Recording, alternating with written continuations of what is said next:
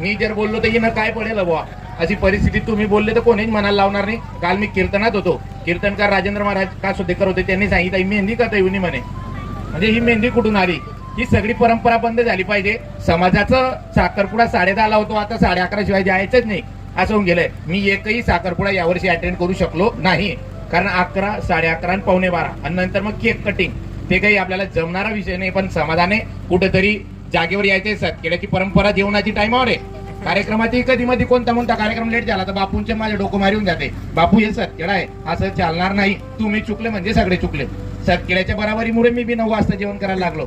म्हणजे तुमच्यात राहून भरपूर शिकण्यासारखं आहे. म्हणून सतखेड्याने थडीची जी पद्धत आहे, सकाळी लवकर जेवणाची, रात्री लवकर जेवणाची, त्या रील स्टारच्या माध्यमातून तुम्ही ताई दादा तुम्ही नक्कीच समाजाला एक संदेश द्या की आपण रीती रिवाज चुकतोय.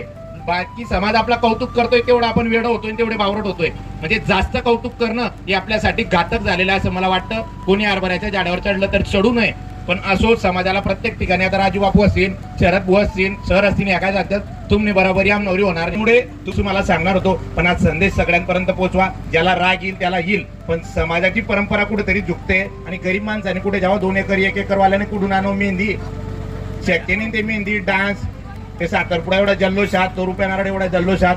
नामदार मध्ये याच्या विरोधात आहे. म्हणजे भाऊबंदकीत साखरपुड्याला 5 मिनिटं लेट झाले तर चालले जातील, मी थांबणार नाही असे आहे. आणि ते माझं असेल, विकीचं असेल, भाऊबंदकीत कोणाचं बी करायचं असेल, ज्याने शिरपाव केला त्या काकूचं, त्यांची वहिनी असेल, त्यांचं काही खरं नाही. संध्याकाळी घरी बोलवलं जातं आणि त्यांच्या पद्धतीने सगळ्यांना उत्तर दिलं जातं. त्याच्यामुळे नामदार मध्ये समाजासाठी करताय, मग नामदार मध्ये म्हणत असता पहिले सुधारणा आपण करा, मग लोकांना सुधरवा. त्याच्यामुळे आपल्या समाजाने आणि सतखेड्यापासून सुरुवात करा असं तरी मला वाटतं. कारण खरंच लोक आता बोलायला लागले हो, 4 लोकांमध्ये जायचं आम्ही सांगतो की 3 लग्न अटेंड करून आलो, आता तसं राहत नाही. आता एक बी साखरपुडा सापडत नाही अशी परिस्थिती आहे. आणि साखरपुड्याच्या दिवशी आता रात्री बँड काय पद्धत आली मला काही कळत नाही. ज्यावेळेस समाजाचे व्यासपीठ असेल त्यावेळेस नक्की मी बोलणार आणि माझ्या मनातल्या भावना मी बोलल्याशिवाय थांबणार नाही.